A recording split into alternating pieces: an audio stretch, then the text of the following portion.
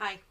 This is the first of 2 videos that I have prepared for you guys on reviewing your memo problem in Peerceptiv. And so you'll see up here that I've got the screen up in Peerceptiv. And so the first thing I'm going to do when I choose a document to to review, is I'm going to click on this click to view the document. That's something that I showed you guys in the videos on Peerceptiv, but you may have forgotten it since you watched those initial videos. And then I'm going to scroll down to the rubric. So first thing, margins, font, and length. Document has 1-inch margins, is in 12-point Times New Roman, and does not exceed 3 pages. So I'm looking at this, looks to be in 12-point Times New Roman. Document has 1-inch margins. Of course, the page numbers can be within the 1 inch. That's fine. And it's within 3 pages, so that is excellent. Paragraphs are not indented, but are separated by an additional space. Yes, that appears to be the case. So that's going to be excellent. Appropriate sections. Document contains a standard memo heading, a discussion section, and a conclusion section. No additional sections are included. So this has got the memo heading, it's got the discussion heading, and it has the conclusion heading. So it has all of the appropriate headings. Oops. No highlighting or labeling. You see here, there's no highlighting, there's no labeling. At the end of this, after I'll do this video, then I'm going to do a second one, and then I'm going to do a student draft, so you can see how you might score some of these things that don't come in exactly where they're supposed to be. I mean, the object of this video and the next one are to show you, first of all, what a consecutive and clustered organization would look like on this assignment, and then also how to use the rubric to assess it. But since I've drafted these first 2 as model memos, they're going to fulfill all the criteria. Roadmap paragraph. Oh, wait, and I need comments. Okay, so here everything is, all of the instructions were followed, everything was done. And so you could simply input a comment that says something like, all instructions were followed, good attention to detail, something like that. So then we go down to the roadmap paragraph. Okay, so this is my first paragraph here. Please provide a justification. Is there a conclusion in the first sentence? The prosecution has overcharged Clyde Beckwith with burglary in the 2nd degree. Yes, there is. I don't know why I keep losing that. The writer has set out the general rule, quoting the applicable statutory sections, and quoting or paraphrasing the common law or synthesized rule. So, yes, we've got the general rule here. A person is guilty of burglary in the 2nd degree, and then you've got the citation to that, so that's correct. Then you have the first part of the synthesized rule, that a mixed-use building is a dwelling when it's usually occupied and when the burglary might pose a threat. That's a typo, so we're going to note that here. Noticed a typo in the first part of the synthesized rule. Whoops, rule. Thread should be threat. Of increased violence. Then you've got the citations. Now, I'm not asking you guys to look at the citations on these videos. Instead, I'll pay attention to that when I grade each of the memos. So I don't want you guys to worry about that, but I do want you to be aware of what proper citations would look like. So for these 3 cases for the synthesized rule, People versus Joseph, and you would cite New York Supplement 3rd, and that was in 2016. You would do People v. McCrae next, and People v. Quattlebaum last. The reason for that is that Rule 1.4 in the Blue Book tells you that when you string cite, there's a particular order that authorities go in. Now, all 3 of these cases are from the same level of court. They're all from the Court of Appeals of New York. So you don't have to worry about ordering them according to hierarchy of authority. But you do need to order them according to date. And so the most recent ones go first, the oldest ones go last. And so that's why I've organized it the way that I have. The writer set out the general rule. Yes, we're good there. Properly edited statute. So yes, this is how this statute needs to be edited to be proper. It will read from the very beginning, a person is guilty of, and then when you get to and when, then you're going to have ellipsis marks between when and the building is a dwelling. And that shows that the irrelevant disjunctive portions of the statute have been taken out. You can't edit a statute to just pick and choose what you want, but you can edit a statute to take out irrelevant disjunctive options. If I've got 3 ways of proving something and I'm only going to deal with one of those ways, I can leave out the other 2 without doing harm to the rule of law. Next is the statute here. Again, you guys aren't going to look at each other's statutes, but just for your own information, this is the form that comes from the New York section of Table 1 in the Blue Book. And here you simply insert the year from the hardbound volume. Now, I have the year from the hardbound volume, and so I can include 2013. If I had not gone to look for the year in the hardbound volume, then I would have to include the electronic citation information. And if you're not sure what I'm talking about there, let me know, and we can go over that on Zoom. We can go over it after class one day, whatever works best for you. But you want to make sure that you understand how you're going to do that. Okay, so properly edited statute, yes. Citation placement: for each rule stated, the writer has included a citation to authority. Now, you're not going to look at each other's citation form, but you are going to look at placement. Because basically, after everything that comes from a case or a statute, you should have a citation. And so here I have citations after every statement of law. Here I've cited Penal Law 140.25. For the synthesized rule, I've cited Joseph, McRae, and Quattlebaum. For the second part of the synthesized rule here, I've cited again Joseph, McRae, and Quattlebaum, this time using short citations. You can't use id for this because you can't use id following a string cite. But you can use the regular named short citation form. So that's what I've got. And then this is my conclusion. And so I don't need a citation after that. So citation placement is great. Rule explanation paragraph. Hold on.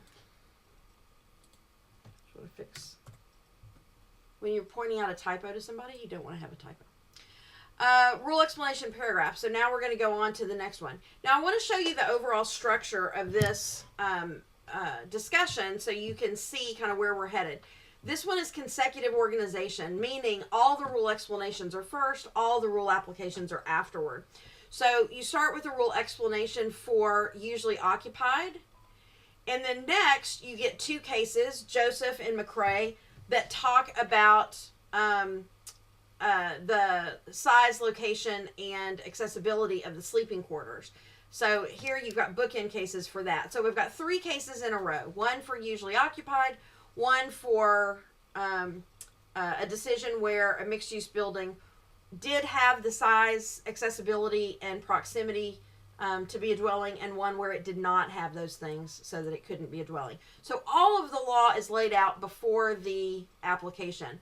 Then when we get to the application, because we've laid out all the law, now we're going to apply all of the law. So as you can see, this doesn't work very well if the law is super complex. You can't really do a consecutive organization because by the time you get down to applying the law, the reader has forgot the explanation of the law. So you want to be careful about this. So here we've got the prosecution will argue that Pizza Parma was usually occupied at night and that the burglary posed a threat of violence. The defense will argue that the burglary of Pizza Parma did not pose the same kind of danger. So you have one paragraph for the prosecution, and you'll notice that all 3 cases are mentioned here: Quattlebaum, McRae, and Joseph. And then here, only McRae and Joseph are mentioned, and when we get down to application, I'll show you why. But basically, the defense is going to have to concede part of this to have a reasonable argument.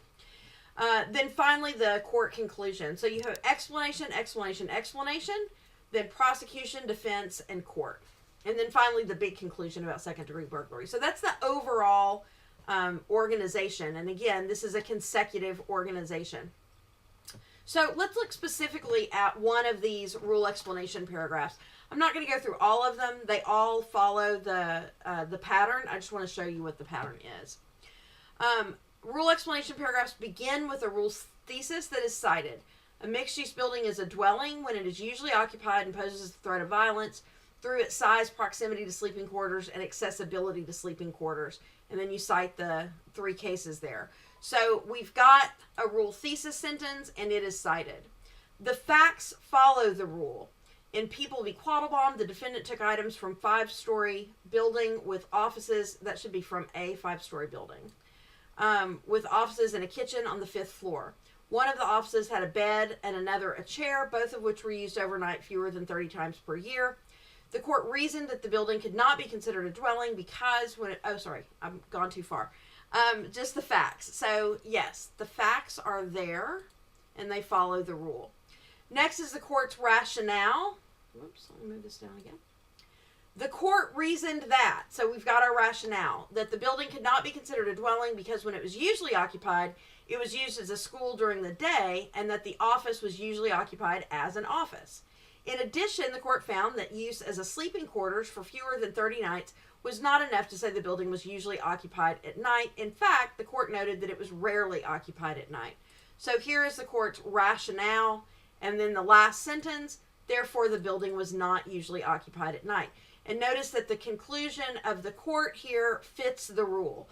The rule tells us when something is usually occupied at night, or the fact that something needs to be usually occupied at night, and the conclusion relates directly to that element. Therefore, the building was not usually occupied at night. So the holding is appropriately narrow. The holding talks about only the element that's being discussed in that paragraph. The clarity of the rule explanation would be clear to someone who has not read the case. I believe that is true. It's hard to evaluate your own writing, so I'm just going to say that's true. And then citation placement, every sentence is followed by a citation to authority.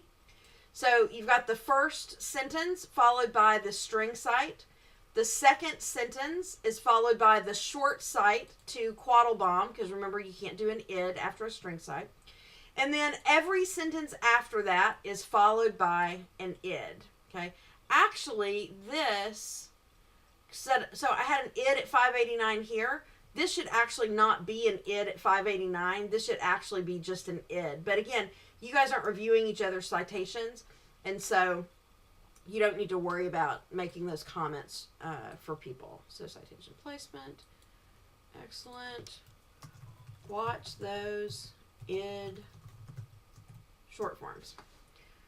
Okay.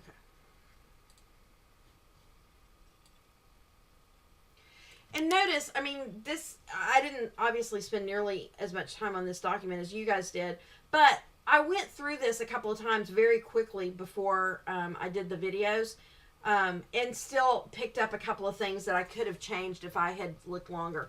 Now, what I needed to do an effective job of proofreading, which I did not have time to do for this, is to set it aside for at least a day. I did set it aside for several hours so I could catch some things, and I did catch some things.